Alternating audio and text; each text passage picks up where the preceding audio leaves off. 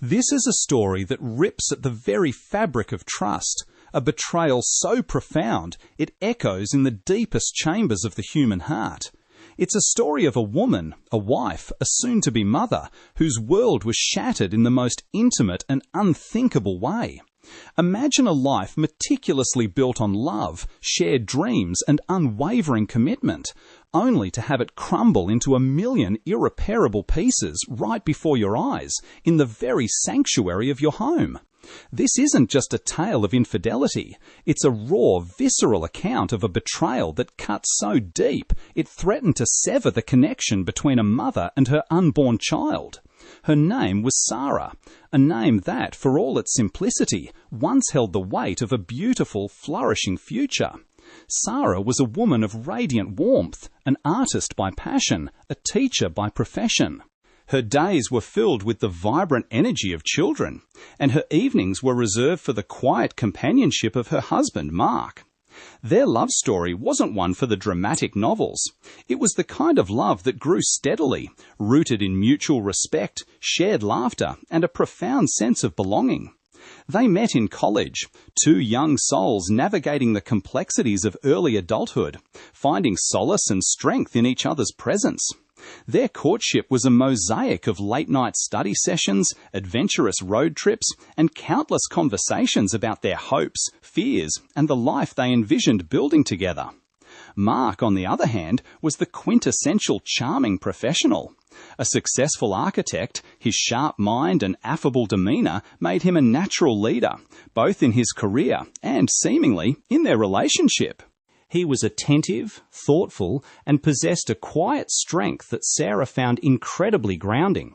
He was her rock, her confidant, the man who knew her deepest vulnerabilities and loved her unconditionally, or so she believed.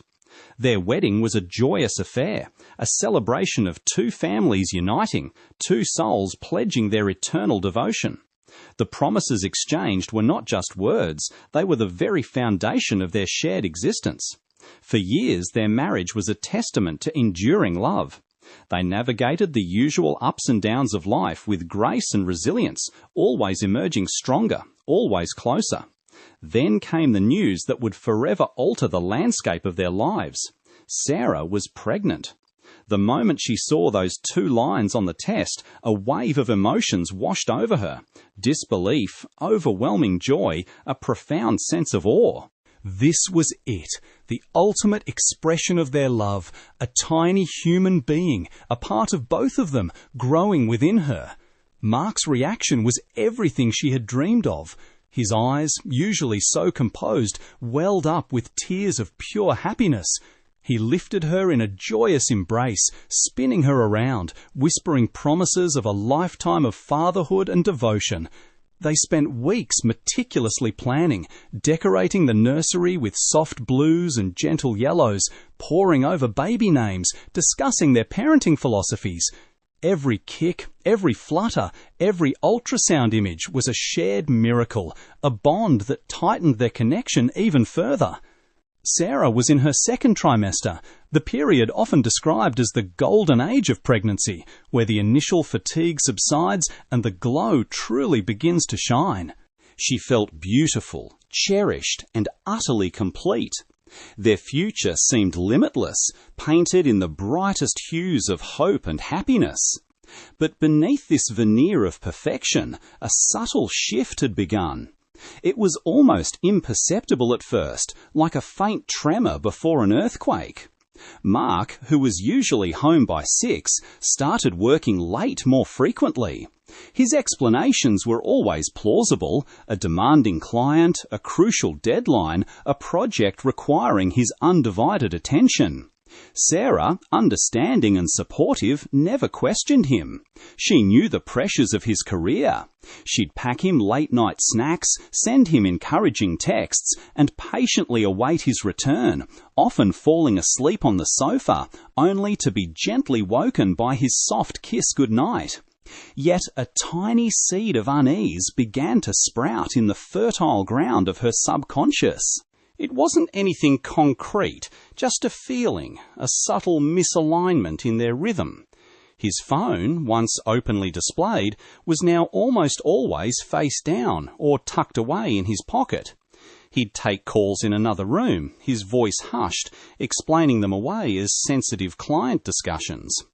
Little things, easily dismissed as paranoia or pregnancy hormones, but they accumulated, slowly, insidiously.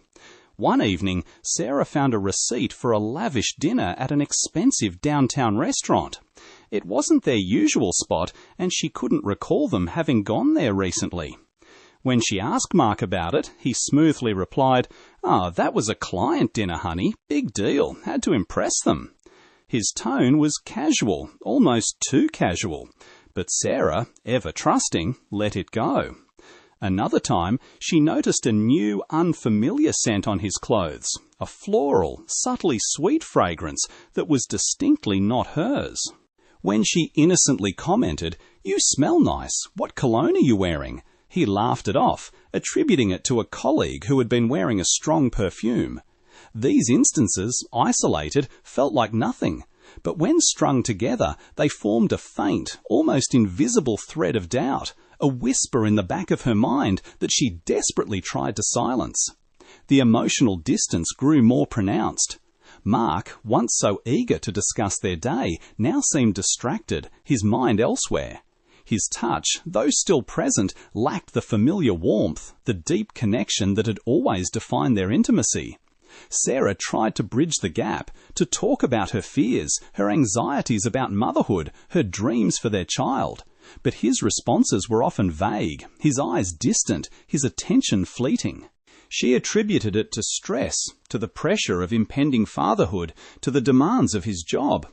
She was carrying their child, and the emotional weight of preparing for a new life was immense. She believed he must be feeling it too, perhaps in his own way. She tried to be understanding, to give him space, to be the supportive wife she always had been. But the gnawing feeling persisted, growing stronger with each passing day. Her friends, perceptive as they were, started to notice too. Her best friend, Jessica, a sharp and intuitive woman, gently probed, "Is everything okay with Mark? He seems a bit off lately." Sarah brushed it off, defending Mark, defending their relationship, even as the words felt hollow in her own ears. She didn't want to admit, even to herself, that something was wrong. To acknowledge it would be to invite a storm she wasn't sure she could weather, especially not now, not with a baby on the way. The denial was a protective shield, fragile but necessary. The morning of the discovery dawned like any other, but it would end in a way no one could have ever predicted. Sarah woke up feeling particularly well, a rare surge of energy filling her. Mark had told her he was going on an early morning site visit, an urgent matter that required his presence before the city truly woke up. He had left before dawn, kissing her forehead softly, a gesture that now, in retrospect, felt like a cruel irony. Sarah decided to take advantage of her newfound energy. She wanted to surprise Mark by cleaning their bedroom, making it especially cozy for his return. She hummed a cheerful tune as she tidied up, plumped the pillows, and smoothed the duvet. Her mind was already planning their dinner, a special meal to celebrate their impending parenthood. As she reached for the bedside table on Mark's side, her hand brushed against something metallic. It wasn't his usual watch or wallet. It was a delicate silver bracelet, intricately designed with tiny sparkling stones. It was beautiful, but it wasn't hers.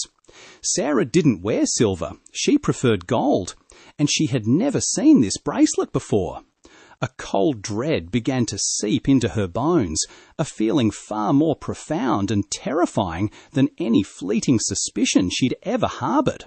Her heart began to pound, a frantic drumbeat against her ribs. Who did this belong to? 100 questions screamed in her mind, but one answer, brutal and undeniable, began to solidify. She tried to rationalize it. Maybe it was a gift for her. But why would he leave it there, unwrapped? Why hadn't he mentioned it? The rationalizations were flimsy, transparent. Her intuition, once a whisper, was now a roaring tempest. She felt a sudden, inexplicable urge to check his phone. It was an invasion of privacy, something she had never done in all their years together. But the image of the bracelet, cold and foreign, burned in her mind. His phone was usually with him, but today, in his haste, he had left it charging on the dresser. Her hands shook as she picked it up. She knew his passcode, a date significant to their anniversary. She hesitated for a moment, wrestling with her conscience, but the need to know, the desperate, agonizing need for answers, overpowered everything. She navigated to his messages, her breath catching in her throat. Her eyes scanned the recent conversations. Most were work-related, as expected. But then she saw it, a thread with an unfamiliar name, Mia. The messages were intimate, laced with endearments that made Sarah's stomach churn. "Can't wait to see you tonight, my love. Thinking of you, counting the hours. Last night was magical. You always know how to make me feel alive." Each word was a dagger, twisting deeper into her heart. Her vision blurred, tears stinging her eyes. She scrolled further, her mind reeling, her body feeling strangely detached. There were photos too, selfies of Mark with this Mia laughing, their faces close, their eyes filled with a complicity that screamed betrayal. One photo, in particular, made her gasp, a choked sound that barely escaped her lips. It was a picture of Mia wearing a silk robe, lounging on their bed. Not just any bed, their marital bed. The bed where Sarah and Mark had conceived their child. The bed where they had built a lifetime of dreams. The world tilted.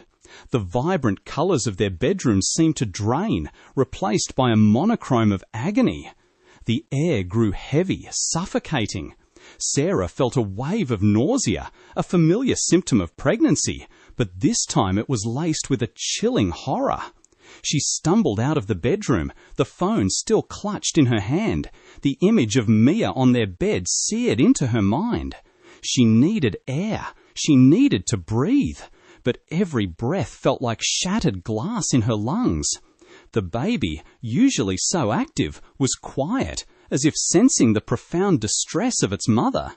She didn't know what to do. Her mind raced, a chaotic whirlwind of anger, disbelief, and unspeakable pain. She thought of confronting him, of screaming, of demanding answers. But the idea of seeing his face, of hearing his lies, was unbearable. She had to see it for herself. She had to confirm the unthinkable. The thought was morbid, an act of self-flagellation, but she couldn't stop herself. She looked at the date and time of the messages. Tonight. He was with her tonight. And then the most horrifying realization struck her. He had left early this morning for a site visit, but the messages were from late last night, after he had supposedly returned home. He hadn't returned home. He had been with Mia. A cold, calculating resolve began to form amidst the chaos. She had to know. She had to catch him. Not just for her, but for the innocent life growing inside her. She couldn't let this man, this liar, this betrayer, continue to live a double life, polluting their sacred space, their future. She called Jessica, her voice trembling, barely coherent. "I need you," she whispered, the words choked with tears. "Something terrible has happened." Jessica, sensing the urgency and the profound distress in Sarah's voice, dropped everything and rushed over. When Jessica arrived, she found Sarah curled up on the sofa, clutching the silver bracelet, her eyes red-rimmed and vacant. Sarah, through gasps and sobs, relayed everything: the late nights, the phone calls, the scent, the receipt, and finally, the messages, the photos, the devastating proof. Jessica, a fierce protector of her friend, listened with a growing sense of fury. "We have to go there," Jessica declared, her voice firm, cutting through Sarah's haze of despair. "We have to catch him. You deserve to know the truth face to face." Sarah, numb and driven by a primal need for confrontation, agreed. They drove to the address listed in one of Mia's messages, an upscale apartment complex on the other side of town.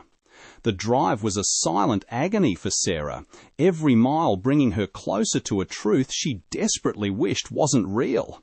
Her stomach churned, a cocktail of fear and adrenaline.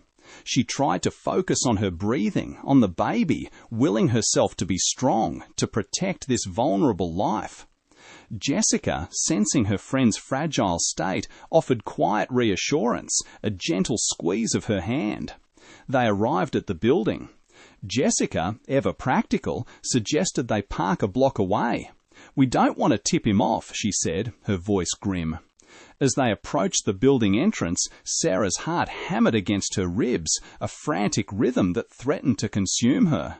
This was it, the moment of truth. She felt a wave of nausea, her body reacting violently to the immense stress. Jessica helped her steady herself, her arm wrapped supportively around Sarah's waist. They took the elevator up, each floor a slow ascent into a nightmare. When they reached Mia's apartment door, Sarah hesitated, her hand hovering, trembling. "I can't," she whispered, her voice barely audible. "I can't do this." Jessica looked at her, her eyes filled with unwavering support. "Yes, you can," she said, her voice gentle but firm. "You are strong, Sarah. You are doing this for yourself and for your baby. You deserve the truth." Summoning a strength she didn't know she possessed, Sarah took a deep, shaky breath. She knocked. A light, hesitant tap at first, then a firmer, more resolute series of knocks. The silence that followed was deafening, stretching out, amplifying her anxiety. Then they heard movement inside, a muffled voice, then another. Sarah's blood ran cold. It was Mark's voice. The door opened a crack. A woman's face appeared, her eyes wide with surprise, then immediately hardening with recognition. It was Mia, the woman from the photos, the woman who had been in their bed. Her gaze flickered to Sarah's visibly pregnant belly, and a look of pure, unadulterated shock, perhaps even a flicker of guilt, crossed her features. "Sarah?" Mia whispered, her voice barely a breath. Before Mia could fully process the situation, before she could even utter another word, Mark appeared behind her. He was wearing only a towel, his hair dishevelled, his eyes still heavy with sleep, or perhaps something else. His face, usually so composed, contorted into an expression of abject horror, a mixture of disbelief and utter panic. His jaw dropped, his eyes widening as he saw Sarah standing there, pregnant, her face a mask of profound agony, her eyes burning with a silent accusation. The air crackled with unbearable tension. Time seemed to stop. Sarah stared at him, at his naked betrayal, at the woman behind him in her own apartment after he had supposedly been on a site visit. The image was indelible, seared into her memory. All the subtle shifts, all the quiet doubts, all the rationalizations coalesced into this single crushing moment of undeniable truth. He was caught, red-handed, in the most damning, unforgivable way. And then she saw it. The same silver bracelet, the one she had found on their bedside table, dangling from Mia's wrist. It was like a final, cruel twist of the knife.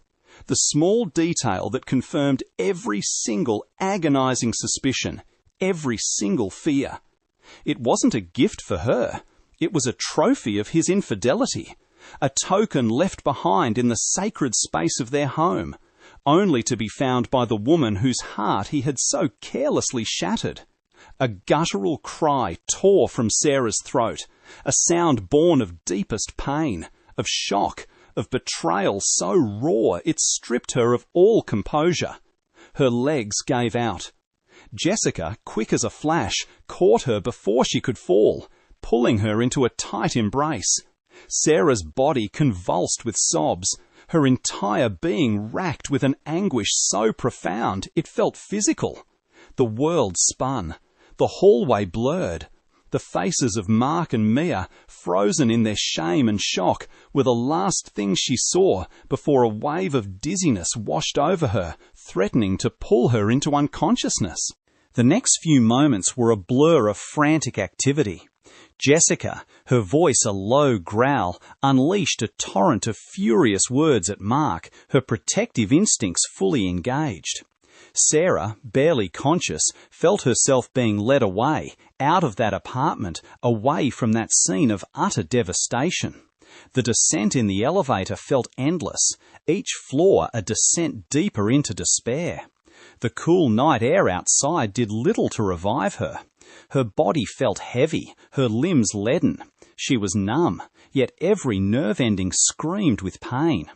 Back in their car, Sarah's sobs subsided into a quiet, continuous stream of tears.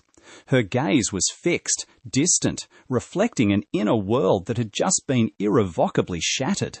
The baby, her precious baby, was her only anchor in this swirling vortex of pain. She gently placed a hand on her swollen belly, a silent plea for strength, for reassurance.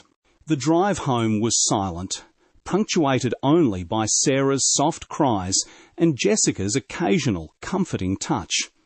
Jessica knew there were no words that could possibly ease this kind of pain. All she could offer was her unwavering presence, her silent support. Upon reaching their house, the once sacred space now felt tainted, desecrated. Every object, every memory seemed to mock her, reminding her of the life that was, the life that had been a lie.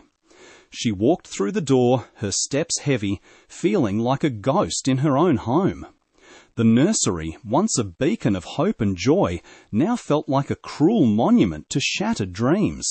How could she bring a child into a world so poisoned by deceit? Mark eventually called, his voice a pathetic mixture of desperation, apology, and thinly veiled attempts at damage control. Sarah couldn't bring herself to answer. Jessica, however, picked up. Her words were sharp, concise, leaving no room for Mark's usual manipulative tactics. She told him, in no uncertain terms, that he was not welcome, that Sarah needed space, and that he had irrevocably broken something that might never be fixed. She hung up, a grim satisfaction in her eyes. The first few days were a living nightmare. Sarah existed in a fog of pain and disbelief. Eating was a struggle, sleep an impossible luxury. Every time she closed her eyes, she saw Mark's face, his look of shock and shame, juxtaposed with Mia's hardened gaze. She saw the silver bracelet, a constant symbol of his betrayal. The physical toll was immense. The stress tightened her muscles, clenched her jaw, and made her stomach churn. She felt light-headed, weak, constantly on the verge of collapsing. She worried incessantly about the baby, about the impact of her emotional trauma on their unborn child. She tried to talk to her belly, to reassure her baby that everything would be okay, even as her own world felt like it was spiraling out of control. Her parents, once they heard the news, immediately flew in. Their shock and anger mirrored Sarah's own, but their presence brought a much-needed sense of stability. They rallied around her, providing practical support and boundless emotional comfort. Her mother, a woman of quiet strength, held her for hours, stroking her hair, letting Sarah cry until she had no more tears left. Her father, usually so stoic, simply sat by her side, his hand resting gently on her arm, a silent promise of unwavering support. Mark, surprisingly, did not immediately show up at the house. Perhaps Jessica's stern warning had resonated, or perhaps his shame was too great. He sent a barrage of texts and emails, each one a desperate plea for forgiveness, filled with empty promises and hollow excuses. He claimed it was a mistake, a moment of weakness, that Mia meant nothing, that Sarah and the baby were his entire world. But his words rang hollow, stripped of all credibility. Sarah read them with a detached indifference, each word confirming his deceit, his capacity for manipulation. She knew deep down that a single mistake does not involve months of secret rendezvous, intimate messages, and shared intimacy in their bed. The decision of what to do next weighed heavily on Sarah. Divorce, separation, co-parenting. These were concepts that had never entered her vocabulary in relation to her own life. Now they were her stark reality. She was pregnant, vulnerable, and utterly heartbroken. The thought of raising a child alone, without the partner she had envisioned, was terrifying. But the thought of staying with a man who had so utterly desecrated their vows, who had shattered her trust into irreparable fragments, was equally horrifying. How could she ever look at him, touch him, share a bed with him again, knowing what he had done, where he had been, and with whom? The betrayal was too deep, the wound too fresh, too raw. She sought therapy, recognizing the immense emotional burden she was carrying. Her therapist, a kind and experienced woman, helped her navigate the labyrinth of her grief, anger, and confusion. She learned about the stages of grief, about the psychological impact of infidelity, about gaslighting and manipulation tactics often employed by betrayers. This knowledge, though painful, slowly empowered her. It helped her understand that his actions were not a reflection of her worth, but a profound failing on his part. One particularly difficult session, she discussed her fears about the baby. "Will this trauma affect my child?" she asked, her voice trembling. The therapist reassured her, emphasizing the resilience of both mother and child and the importance of focusing on self-care and building a supportive environment. "Your strength, Sarah, will be your baby's strength," she said. "You are protecting your child by protecting yourself." These words resonated deeply, giving Sarah a renewed sense of purpose. She had to be strong, not just for herself, but for the innocent life within her. Mark, after a few days, did try to come to the house. Her father, a man usually of calm disposition, met him at the door. The confrontation was brief but intense. Her father, his voice low and dangerous, told Mark that Sarah was not to be disturbed, that he had forfeited his right to be there, and that any further contact would have to go through legal channels. Mark, for all his bluster, seemed to shrink under her father's unwavering gaze. He left, defeated, but not before casting a longing, pathetic glance at the house that was once his home. Sarah started to take tentative steps towards rebuilding her life. She changed the locks, physically and symbolically, severing Mark's access to their shared space. She began to pack his belongings, a painful but necessary act of detachment. Each shirt, each book, each personal item was a reminder of a past that was now irrevocably broken. Sarah started to take tentative steps towards rebuilding her life. She changed the locks, physically and symbolically, severing Mark's access to their shared space. She began to pack his belongings, a painful but necessary act of detachment. Each shirt, each book, each personal item was a reminder of a past that was now irrevocably broken.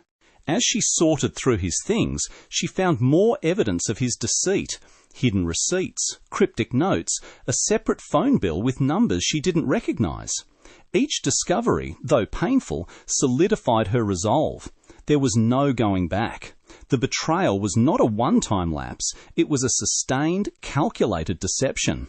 The legal process began, slow and emotionally draining. Sarah, supported by her family and Jessica, navigated the intricacies of divorce and child custody. It was a brutal reminder of how quickly a life built on love could unravel into a legal battle. Mark, initially contrite, quickly became defensive and accusatory, blaming Sarah, blaming the stress of her pregnancy, blaming everything but himself. This shift in his behavior, though hurtful, ironically helped Sarah. It confirmed that the man she had loved was not who he pretended to be, and that her decision to leave was the right one. As her due date approached, Sarah found a quiet strength emerging from the ashes of her broken heart. She attended birthing classes, read parenting books, and prepared for motherhood with a fierce determination. The nursery, once a source of pain, slowly began to transform into a symbol of new beginnings. She painted over the colours she and Mark had chosen, opting for a calming sage green and warm cream, creating a space that felt entirely hers, entirely pure. She filled it with love, with hope, with dreams for her child, free from the shadow of betrayal. The day her baby arrived was a monumental moment, a bittersweet symphony of joy and sorrow. The pain of childbirth was immense, but it was a pain with purpose, a pain that brought forth new life. As she held her newborn daughter for the first time, a wave of unconditional love washed over her, eclipsing all the pain, all the betrayal, all the heartbreak. Her daughter, a tiny, perfect being, was a testament to her resilience, a symbol of hope and a future untainted by Mark's deceit. She named her Lily, a flower representing purity and new beginnings. Mark did visit the hospital, compelled by a sense of obligation and perhaps a lingering hope of reconciliation. Sarah, though wary, allowed him to see Lily. His face, when he held his daughter, softened with a mixture of awe and regret. He looked at Sarah, his eyes pleading, attempting to convey a depth of remorse that Sarah simply couldn't believe anymore. She saw the father of her child, yes, but the husband she had loved was gone, replaced by a stranger whose capacity for betrayal was now etched irrevocably into her memory. She kept her distance, her heart guarded, protecting herself and her precious daughter. Life after Lily's birth was a challenging but ultimately fulfilling journey. Sarah embraced single motherhood with courage and grace. She returned to work, finding solace and purpose in her teaching. Her art, once neglected, became a therapeutic outlet, a way to process her emotions and express her newfound strength.